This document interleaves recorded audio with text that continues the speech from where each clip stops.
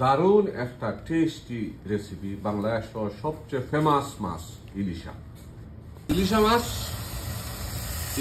দিয়ে একটা বুদা সামান্য সাইজ দিলেন, 1 চামচ হলুদ, বড়া চামচে 2 চামচ মরিচ,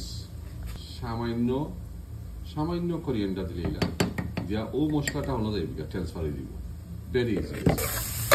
আস্তে আস্তে মশলার কালারটা, পেঁয়াজের কালারটা লাল হয়ে যাবে। তো পেঁয়াজটা লাল হয়ে যাইছে, এখন মিক্স করে মশলাটা রাখছিলাম, ও মশলাটা দিয়ে দিলাম। পেঁয়াজ কিন্তু বেশি জ্বলতো না, লাল হইতো না, বেশি লাল হয়ে পেঁয়াজের টেস্ট লাগবে। সামান্য একটা পানি দিলে মজা লাগে, অল্প একটা পানি মশলাটা কষাইয়া বদাইয়া জাল দিয়ে বাকি মাশাআল্লাহ খুব সুন্দর একটা কালার এসে, তেলটা পাইয়া এসে যখন আপনি চিন্তা করতে মাছটা খাই দিলাম, বুঝতে আজকে সেই ঘোরা নাই, নাইলে আমি ফেরা দেখালাম না। আমার দাড়ি দিয়ে উঠে গেছে গিয়ে মাঝে মাঝে দাড়ি পাই গিয়ে ফেললেই সব করে ডাইরেক্টার ফেরা যায়, ও খাই দিলাম আপনার মাছটা ছাড়লাম, খাইয়া হয়ে যাবে ঘুরে ঘুরে মিক্স করি, এটা মাছটা কতক্ষণ মজাই দিই হালকা হালকা হালকা করে ঘুরে দিই, সুন্দর লাগে মাছ।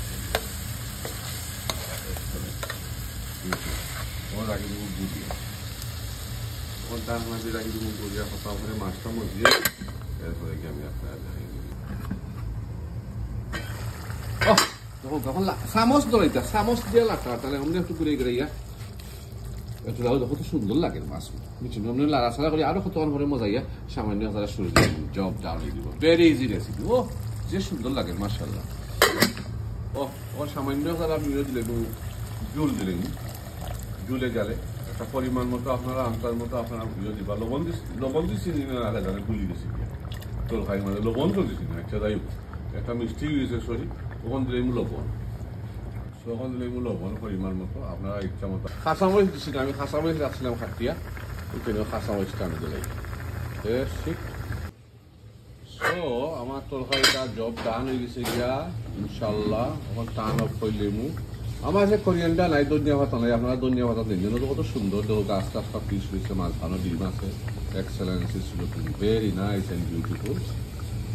আজকে আমরা বানাইছি আপনার 5-6 জনে খাইমু ইনশাল্লাহ, লগে আবার ডাইলও আছে।